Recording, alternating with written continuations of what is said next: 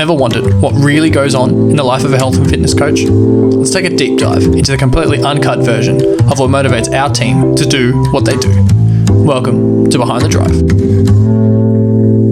Cool, welcome. Good to be here. We got there in the end. There's a little bit of delays, but we made it to our starting point. Yeah. And how are you? Yeah, good. Been relaxing for a fair bit now. Just coming off first semester of DPT, physiotherapy down at Melbourne, which has been pretty hectic, to be honest. Like coming off those long days and then coming straight back to footy, PT, everything, literally all the other things you want to do. I think I'll start with you're someone that I wanted to get on for probably like the last month or so now, but I've been trying to manage within your schedule. And I think the main reason was like, I think you're doing all the things that I expect someone in like coming through exercise science or trying to look into EP or physio or osteo or whatever it is should be doing to build a career. Yeah, just trying to build that skill set. Yeah. In a bunch of different ways, So I'm excited to like dive into each of those and get an idea of like why you feel like each has been important to where you're kind of building to now. So tell me a little bit about what you've been doing maybe before physio.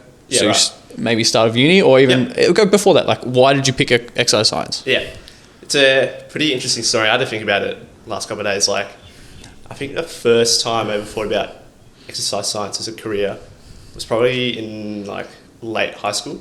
Like throughout high school was a bit of a, well, quote unquote, now do we call it like academic weapon? Yeah. But always been keen on my studies. Parents pushed that, but to their credit, like, valuable in the end. Like it was rough at the time, but it's helped you out in the long run. Yeah. And I guess I took that to my own responsibility to do well. So try to do well, study, but also love my sport as well. Like cricket fan, love footy, played a lot of school sport as well, ranging from like soccer, tennis, cricket, table tennis. Anything you could get your hands on. Yeah. So always had a love of sport. Wasn't too great at it, pretty average, but I guess that was something that was always an interest of mine. And then coming into, I guess, year 10, 11, I had an opportunity to do like tutoring within like the junior levels. So I guess that was my first experience with coaching. So I enjoyed that a lot. I did it for a year, just like doing... What subjects? I think it was maths. Okay, yeah, cool. It was maths. Yeah, general maths. So I did that for a year, enjoyed it. I wasn't good at it. If you look back at how I coach, quote unquote, then compared to now, it's a big difference. So it's good to see that growth from that perspective. But yeah, I enjoyed helping other people. It's never been like enough for me to know something for myself. I'd rather use that to help other people, which I guess that was the first entry set for me. Was that because you had someone help you in that way before, or you feel like you didn't have that opportunity to have the help and you want to be that person for other, like, because that normally comes from somewhere? Yeah, I guess it comes down to my personality. Like being an introvert, you want to be like a people pleaser, a good and bad thing. But I guess from that perspective, like I want to help other people, whether it's like, a small thing, just helping out with their day to day, or more of a grand scheme project, like, preparing someone for an event or helping someone work towards a goal, such as like a test or something in that case. Yeah. So it went from tutoring to tutoring in a different subject, or then you had to pick your subjects and that led you into going into like the health and fitness field? Like what? Yeah, there's a bit of a bridge. Like from then on, I did a bit of my own training.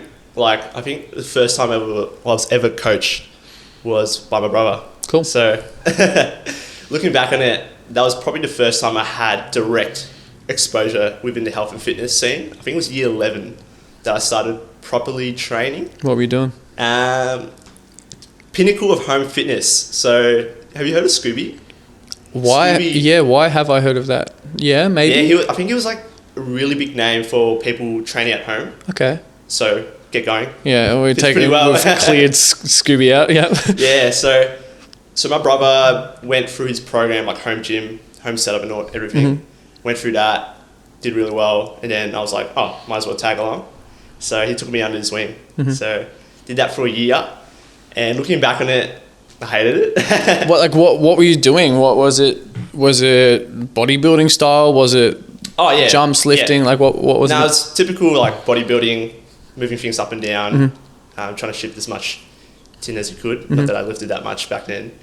But yeah, that was my first direct experience, and my brother was coaching me through it, and it was pretty militaristic about it. Okay. Yeah, boot camp sort of person, but I didn't know any better. So I went along with it, trained pretty hard over RPE 10. So just at every set to failure, every set like max effort. You're in the gym, music's blaring. I assume. No music. Yeah. Wow. Very strict on having no music. Wow, proper old school, like with the demons. Yeah. The demons. Surprised I got through that, considering I had no training experience previous. Yeah. So I got through that until like VC started to take over, and that's where I guess my studies became a bit more of a focus. So yeah. And then going into year 12, did you know I needed to get X ATAR to get into a course, or you just wanted to do as well as you could across everything and then pick it? Yeah, so I think I had a vague idea that I wanted to do exercise science. I had a couple of other like ideas, like commerce or broker. Okay. I think I watched like, what's that movie called with Will Smith? Pursuit of Happiness. Pursuit of Happiness, okay. Yeah. So I think I was in like a phase where I was inspired by that movie. I was like, I want to be a financial broker. Cool. So for 4 months, I was like saying, yeah, that's it. And then later on, I was like, nah, I think exercise science is the way to go, after talking to like career advisors and all that. But I tried to keep a level heading in terms of like how much effort I put in. Like I always try my best in every subject and, you know, get to where I wanted. Yeah, because let's be honest with ourselves. Like I did exercise science. Yeah. I did it very poorly in year 12. Yeah. I can already assume you did much better than me in year 12. So to go into a course where it probably requires 72, 73 or something for entry. Yeah. Exercise science. Yeah. You did double though, right? Yeah, did sport management as well. Yeah. So I think that required 80. Yeah, 78 to 80 or something like that at the time. Which is obviously, it's a good score, but I'm guessing that you got above that to get in straight away. Yeah. So I think I ended up, I don't want to flex, but I ended up doing okay and then got past that. Yeah. So it wasn't the entry score that worried me, it was whether I liked it or not. Yeah, of course. And it sounds like you're almost preparing to, if you want to do something else, the enter score could have gotten you into those other avenues if you didn't like it, or if whatever, it just didn't work out the way you wanted. Yeah, the traditional like high-end courses like, you know, biomed, probably even physio, looking back at it.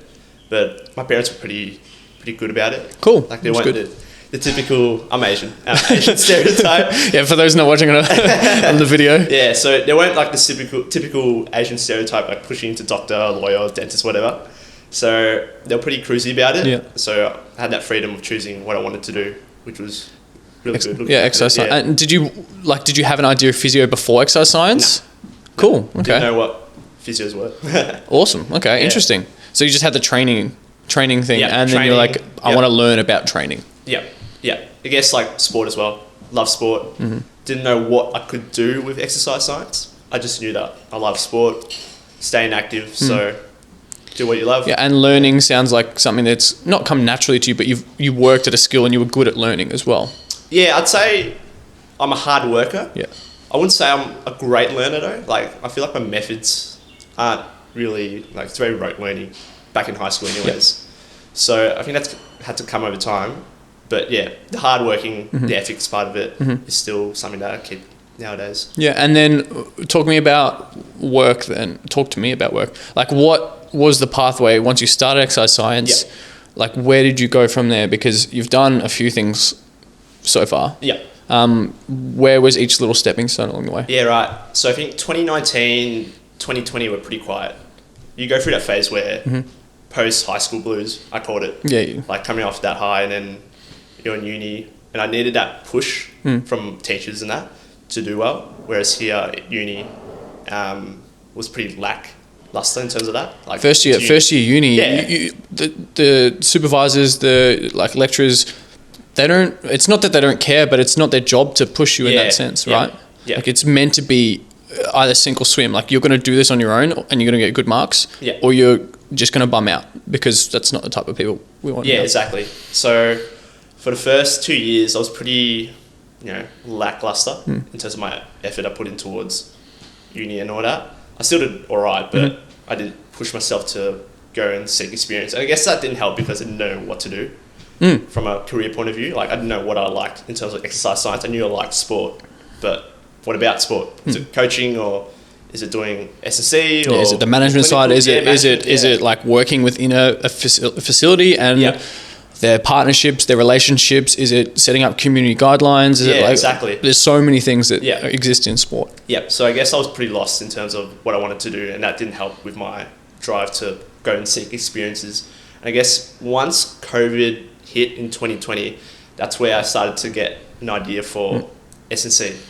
Do you think it was, this is something I've seen with a couple of coaches like your age or coming through that space, that COVID period exposed a lot of people to social media accounts, Instagram, and the wider community of S&C. It almost grew or expanded to like grabbing everyone that was in exercise science. It almost like, oh yeah, come have a look at it. Come just have a look if you like it. There was webinars, there was people hosting literally everything, right? Do you think that kind of pulled you in? Yeah, indirectly. I didn't attend like any of those like live events that was pretty popular. Like Jared was running them. Like there was a bunch online in the US and like UK. They were all just like, people were bored, so they wanted to run stuff for free, and the S&C community was always like a give back environment. So that's what I found with most people in S&C, like really nice, always helping, looking to help other people. Yeah. Because they've been through that position. Yeah. It's a tough industry. Yeah, it is tough. It is tough. So like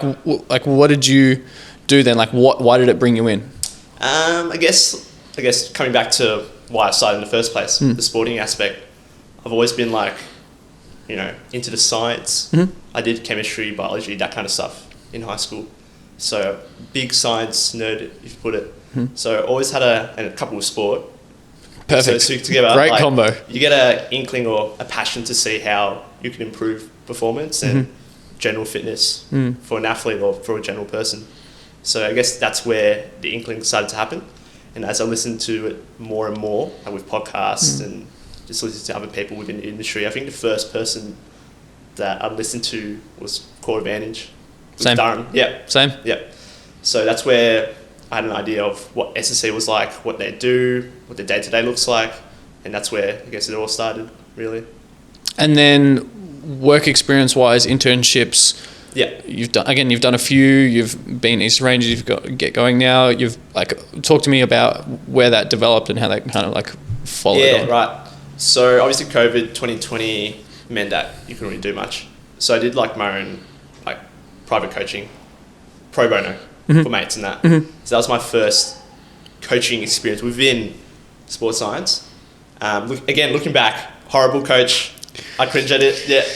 If you don't do it, then you'll never find out that something works or it doesn't. Yeah. I'm glad they were my mates, so I can get away with it. But started out with that, and then moved on to my first proper experience was Rise Health Group. A lot of sports science graduates would have gone through that pathway.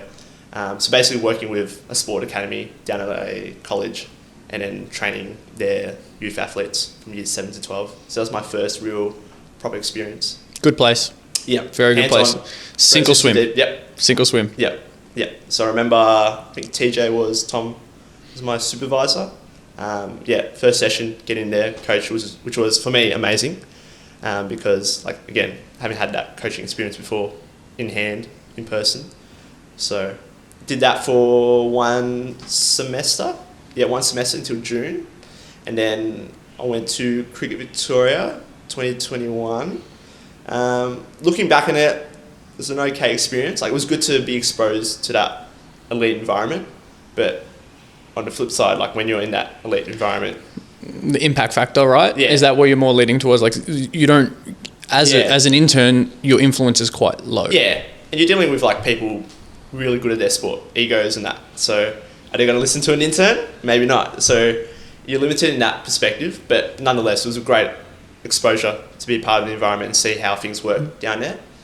And then that led me on to Get Going. Yeah, Get Going was early in the year. It would have been just before Cricket Victoria, probably about a month or two before Cricket Victoria. Yeah, it was in between Rise and Cricket Victoria, so it was April, I think.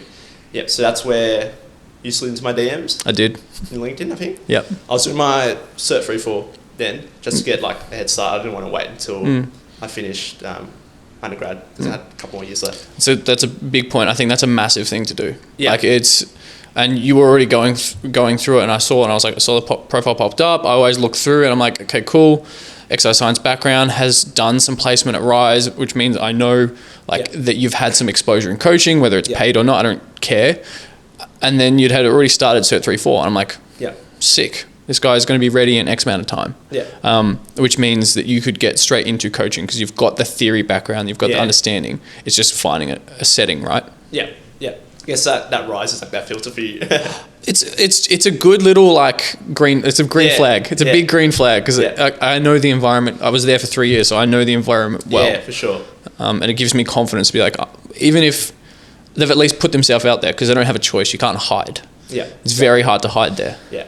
Yeah. So, did my Cert 3-4, finished it in like September, early spring, and then started taking on clients officially when COVID rules went up. So, went on from there. Yeah. And then there was working with us, taking on a few sessions. Yep. Whilst then Cricket Victoria finished and you went into Eastern straight away? Yep. So, as part of my 140 hours for placement, which was part of like every Deakin student back then, you had to do 140 hours. That's where I went to Tom to do the Eastern Rangers internship.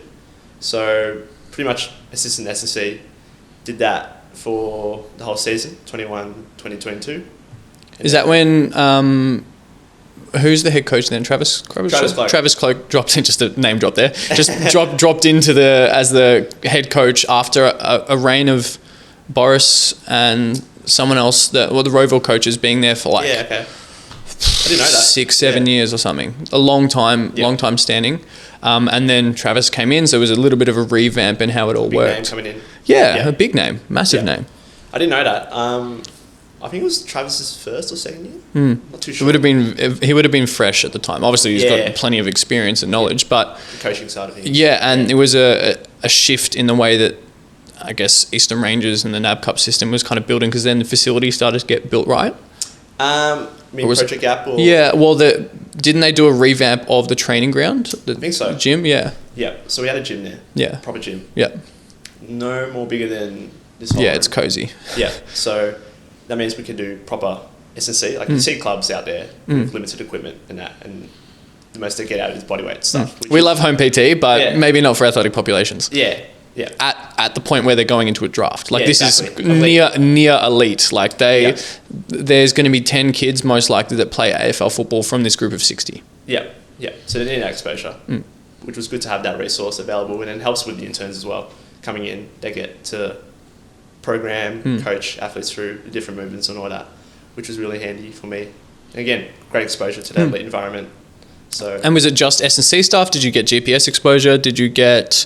I know when I was there, it was like we were doing almost some testing or weekly monitoring through like jump mat and all that type of stuff. Like what were you exposed to there? Mainly S&C.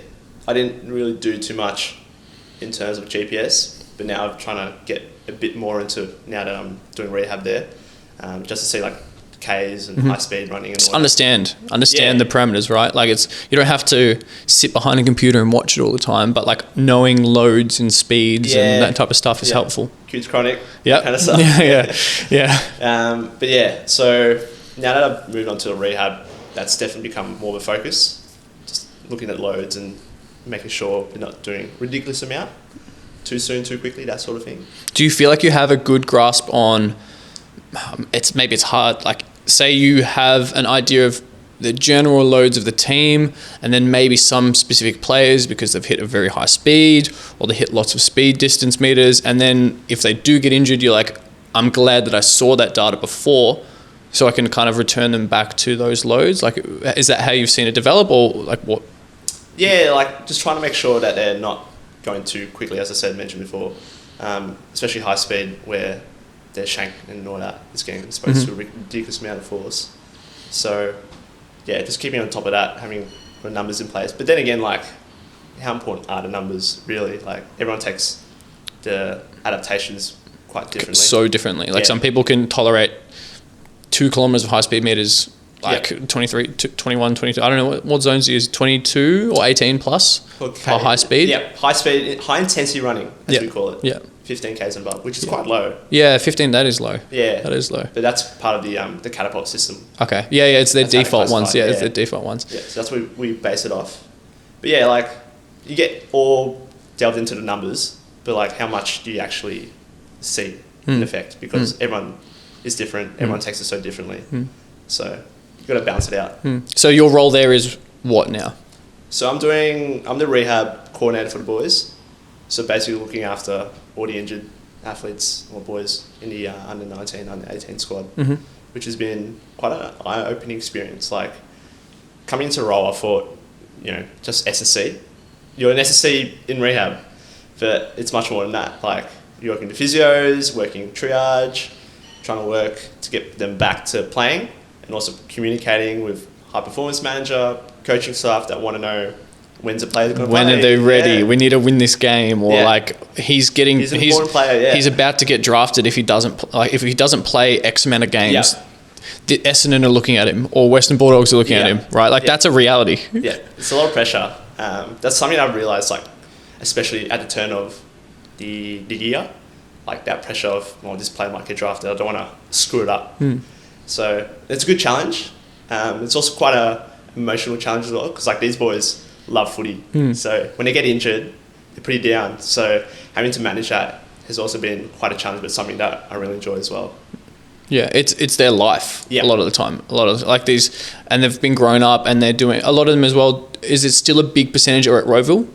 Yeah, players? Quite a few at Roeville, but there's like a lot more variety now. Cool. Yeah. Cool. When I was there, it was like 60% Roeville players, which, for those that understand, like that's where Rise is, and that's why the affiliation was there at some point. But it means that these kids were training for footy or in the gym almost half of their entire week. Yeah. It's like their whole identity, Yeah, and so like when that injury comes, that emotional state is something that is often forgotten about, but it's like, it's your home's been stripped away from you. Yeah, exactly. So they don't know what to do with themselves for a bit. So that's why you got to help them through it. And have a guiding hand, but also a gentle one as well. Yeah, so you went from Eastern, we skipped a little bit of space because then you were looking for different master's degrees. Like you were looking to expand what you wanted to do. And I remember we had a couple of conversations about like what it was going to look like, because I assumed TJ was pushing you down EP. Yeah, he did. And I was like, they're both probably pretty good. It really depends what was your ultimate decision? Like, why did you go down the physio path instead of EP or applied sports science or S&C or all those? Like, there's 5 or 10 different ones you can pick from. Just go pick one. Yeah, literally one of these ones.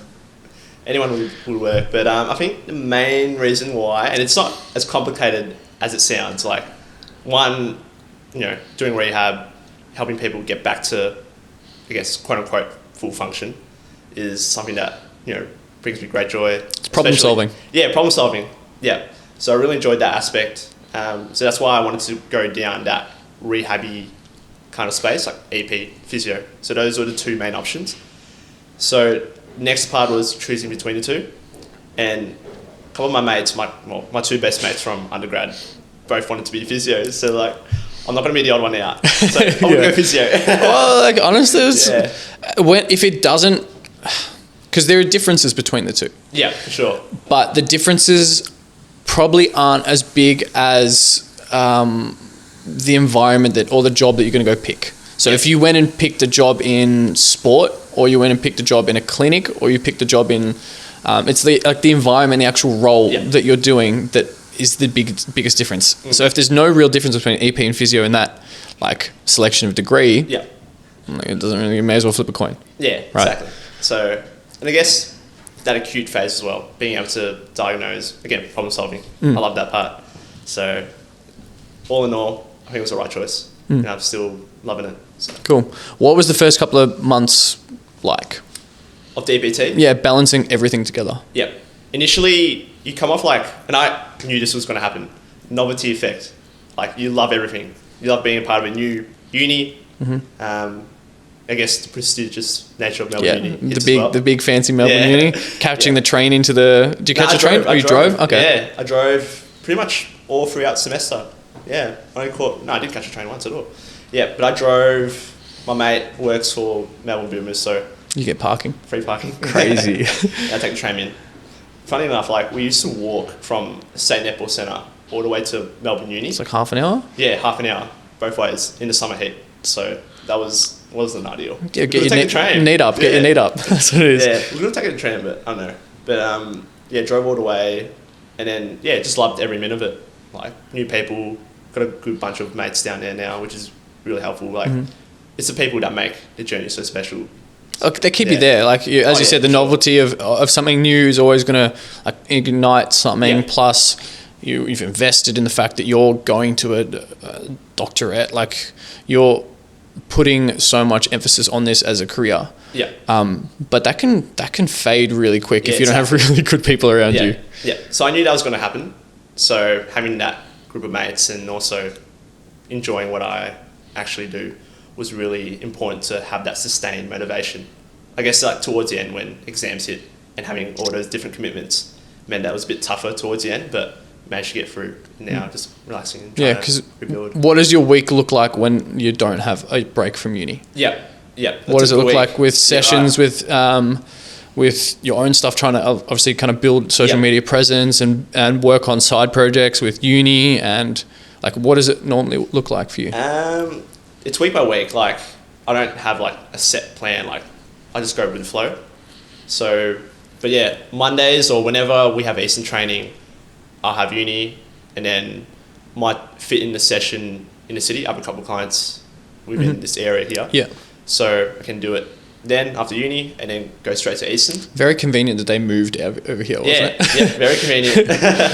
So did that every Monday and a couple other days. So finished Eastern about 8:30. So I'd be out of the house from like 7 to 8. And then do a bit of study, go to sleep, repeat it all again. And then I had Fridays off. That was good. Yeah, that was good. So that's where I packed all my sessions. Yeah. Friday. Yeah. Because it's hard being a full-time student, right? Because you want to be able to make, like, obviously you're still at home, but you want to be able to support yourself in some capacity. Like, you don't want to just like sit off, because then you lose a little bit of independence, and you're also not working on a skill set. Like, you want to be able to balance everything at once. Yeah. And I feel for like the kids or the students that, moved out already, having to pay rent, it's a lot of pressure. Like, the recommended time that DPT advise you to work for is 8 hours. Really? A week? Yeah. Wow. Yeah. And what are you doing, like 15 to 20? Oh, 20 plus. Yeah. If you include like planning and all that. Yeah, true. 20 plus. Because Eastern's twice a week plus a game day. Yeah. And then at least twice a week or 3 times? Yeah, twice a week. I've taken game days off. Yeah, okay. But 2 main training sessions. And I'll plan around the third training session. And you'd have to write 4 game days. You'd have to have the plan ready, or work with someone to have a plan for them pre-game for those athletes that obviously go into the game but not playing. Yeah. So that planning aspect is definitely something that consider. 100%. It's a lot. Yeah. It's a lot. But overall, like, it's gone well. I've managed it well. Like, I've kept sane. Sane. Yeah. Sane is such a key word in the fitness industry, because it's one that is so rewarding. Like, I feel, and I'm sure you feel the same because you're still in it now, but fitness, health, physio, EP, osteo, whatever, like, where we're influencing people, like directly influencing people. You see it. Yeah. You can get burnt out very quickly if you don't find either something that you really, really love and enjoy, and then it kind of just keeps you spinning when there's nothing much to spin, like the spin's about to go out, the fire's about to go, you're like, I need to throw something on it to keep it going. But it sounds like you've found that. Like, what has kept you in it? Again, coming back to that first thing I mentioned, like helping people, just trying to see that progress from people. Again, it's never enough for me to know something for myself, to better myself. I want to use that to benefit other people. And again, it comes back to my personality as an introvert, just being like people pleaser, which is a good and bad thing in its own right. Like, for sure. Yeah. But the good thing is, like, you want to help people. Well, you just got to lean into your your skill set. Like you can't be this. I don't know. I was trying to think of like a presenter, like Tim Ferriss or like a Hormozy or like you're not expected to be that because you're Chris. Yeah, like exactly, and you may as well be the best version of Chris you possibly can be, because like it's not within you to be those type of people. Yeah. And that's something that it sounds like you've just lent into. Yeah, which is good. Yeah, it's becoming my own skin. Yeah, pretty much. Yeah. Where did you like first identify that? Like, probably like there wasn't like a particular moment. I guess like having those coaching experience coming up to now, like you find ways or you find your own style of coaching, and like trying to be someone that you're not, trying to be like a loud person or a really boisterous, boot campy kind of person. Yeah, wasn't for me. So it's just better off just trying to be your own style, more comfortable as well. It's more sustainable. So that's where I guess it came along. Leaning into you. Was that tricky, like knowing that the typical S&C coach is like this? I don't know, you see videos of like the American S&C and they're like yelling on the NFL on the field, like the whistle in their mouth. Like, did you ever go, I can't do that?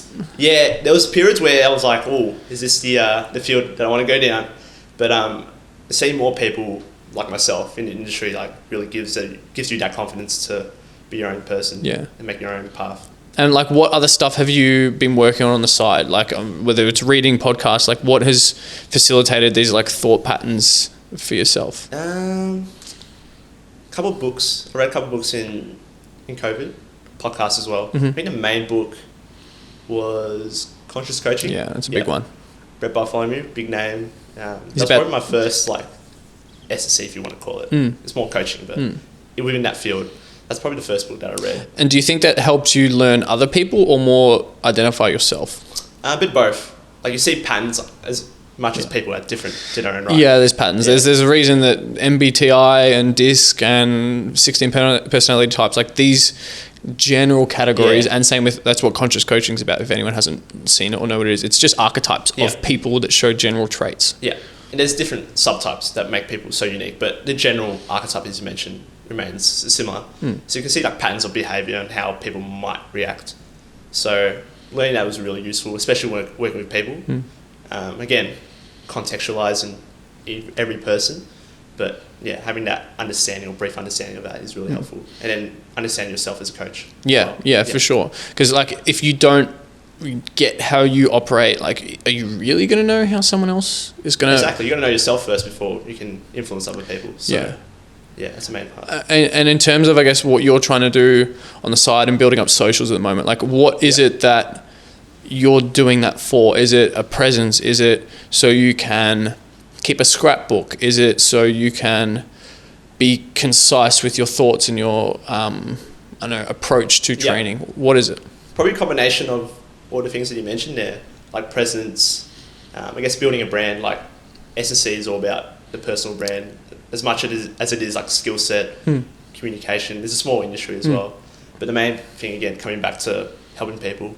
If I was in the same position as I was 3 or 4 years ago when I started training with my brother, what did I want to know then? So that's a thought process that I have in mind every time I put something out. It's like you want to be part of the wave that like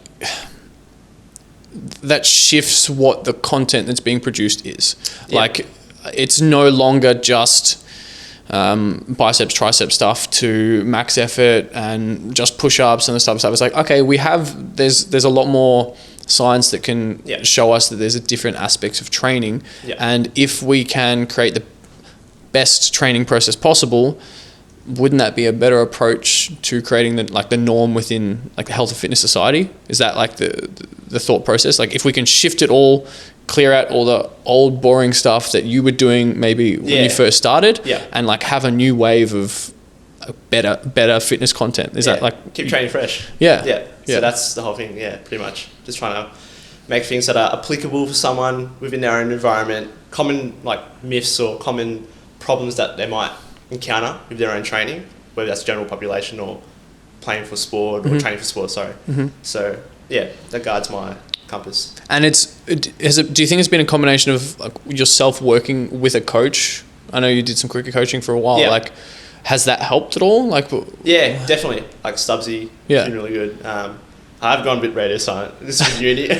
Just shows you how much like it's important to have another coach, just so that you can understand what it's like to be a client and what they might be going through when they're not as adherent and stuff like that. So it's been really useful from that perspective.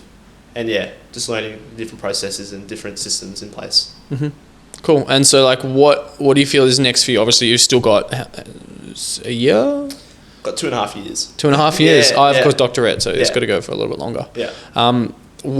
What's your approach? Like, what are you kind of do? You're going to just keep ticking these things off as the time goes, or like, do you see yourself wanting to at least try this or try that? Like, what's your approach?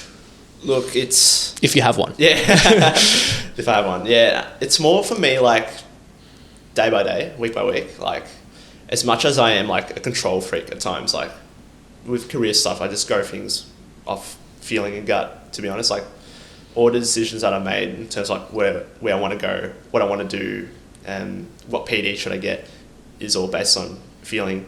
So I guess it's gotten me to where I am now, so I could keep continuing doing that. Is that because you feel like, I've had a similar approach, all of it's good? Like, they're all probably going to be pretty good in their own way, and you can kind of enjoy X environment as much as you would enjoy that environment if the offer's presented. Yeah, exactly. Like, most experience out there has some sort of benefit. You know, might be different, but they'll benefit you in some ways in a skill set that you might be lacking in, and in a different environment as well. Because like sport's so fresh. Oh, for sure. Yeah, so many different like variables, different people. It's never going to be the same experience. So, one last kind of question before we go off. Like, where do you feel like working as a PT for the last 2 years now? I think it's 2 years. It's over 2 years. Yeah, 2 years. 2 years. 2 years and a little bit has helped you with physio, or what you're learning there, or where it's helped you when it comes to working at Easton in those roles. Like, has it been an influence, or like, what else would you have rather have done? Yeah, for sure. Definitely communication. Like, learning how to talk with people. It's not as simple as saying to people, you got to do this, you got to do that, X, Y, Z. You know, it's all about trying to facilitate them to, you know, what they want to do, and also move them towards where they want to go. So that's like the number one thing, and also just being a nice person in general. Like, you can't go wrong with being a nice person. You actually can't. If anyone out there knows of a nice person that's doing really poorly, they're probably not the most nice person all the time. They might have just been doing that to your face. Normally, good people go far. Yeah. And if you try and focus and do that as much as you can, then you're going to be in good shape. Yeah, it's a small world. It is a small world. So, yeah, just trying to be a nice person, trying to be a good communicator with other people. That's something I'm still working on, but it's something that I'm definitely conscious about moving forward. Cool. Well, that's pretty much all I had covered. So thank you for coming on, and it's been really good to chat.